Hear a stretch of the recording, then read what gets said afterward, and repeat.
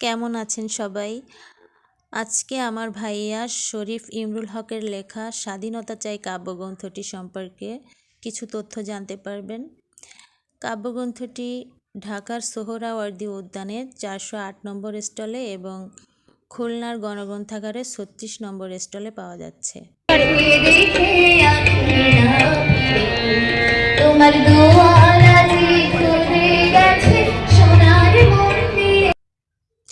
আসসালামু আলাইকুম।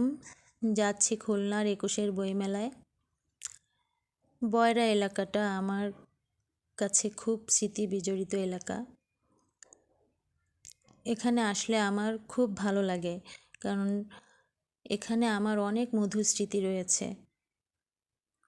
আসলে স্টুডেন্ট লাইফটা অনেক সুন্দর হয়, সেই স্মৃতিগুলো সহজে ভোলা যায় না। সেই সাথে আরও ভালো লাগছে আমার ভাইয়ার স্বাধীনতা চাই কাব্যগ্রন্থটি যে স্টলে আছে সেই স্টলটি দেখার জন্য যাচ্ছি, এজন্য আমার খুব ভালো লাগছে। ভাইয়ার কাব্যগ্রন্থটিতে মোট 62টি কবিতা রয়েছে। এখানে সমাজে বিভিন্ন অসঙ্গতি নিয়ে কবিতা রয়েছে, দেশ ও দেশের খেটে খাওয়া মানুষদের নিয়ে কবিতা রয়েছে। এছাড়াও আমার জন্য একটি আনন্দের বিষয় যে আমাকে নিয়েও একটি কবিতা আছে, কবিতাটির নাম দূরে তুই।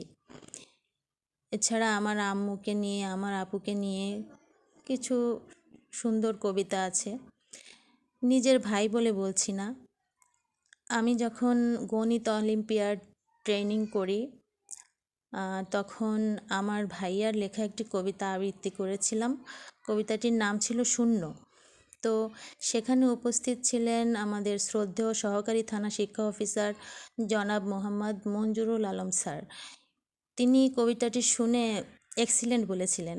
এরকম অনেকেই আমার ভাইয়ার লেখা কবিতা পড়ে খুব পছন্দ করে, খুব প্রশংসা করে। এই তো ভাইয়ার স্টলে এসে গেছি, ভাইয়ার কবিতা